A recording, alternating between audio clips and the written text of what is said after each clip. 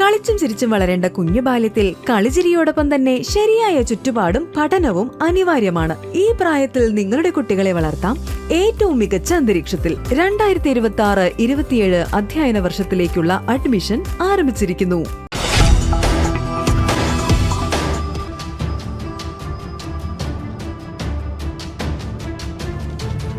കലാമണ്ഡലത്തിലെ POCSO case, പ്രതി ഒളിവിൽ. പ്രതിക്കായുള്ള തെരച്ചിൽ ഊർജിതം.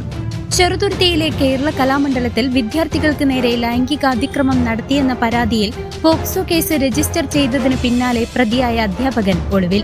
ദേശമംഗലം സ്വദേശിയായ അധ്യാപകൻ കനകകുമാറിനെതിരെ നിലവിൽ 2 പോക്സോ കേസുകളാണ് ചെറുതുരുത്തി പോലീസ് രജിസ്റ്റർ ചെയ്തിരിക്കുന്നത്. 6 വിദ്യാർത്ഥികളാണ് അധ്യാപകനെതിരെ പരാതിയുമായി രംഗത്തെത്തിയത്. ക്ലാസ് മുറിയിൽ വെച്ച് ലൈംഗിക അതിക്രമം നടത്തിയെന്നും മദ്യപിച്ചെത്തി അപമര്യാദയായി പെരുമാറിയെന്നുമുള്ള ഗുരുതരമായ ആരോപണങ്ങളാണ് കുട്ടികൾ ഉന്നയിച്ചത്. പരാതി ലഭിച്ചതിനെ തുടർന്ന് കലാമണ്ഡലം അധികൃതർ പ്രാഥമിക അന്വേഷണം നടത്തുകയും പരാതിയിൽ കഴമ്പുണ്ടെന്ന് കണ്ടെത്തുകയും ചെയ്തിരുന്നു. ഇതേ തുടർന്ന് വൈസ് ചാൻസലർ അധ്യാപകനെ സസ്പെൻഡ് ചെയ്തു. കലാമണ്ഡലം അധികൃതർ നൽകിയ പരാതിയുടെ അടിസ്ഥാനത്തിൽ കുട്ടികളുടെ മൊഴിയെടുത്ത പോലീസ് ഇന്നലെ രാത്രിയോടെയാണ് കേസ് രജിസ്റ്റർ ചെയ്തത്.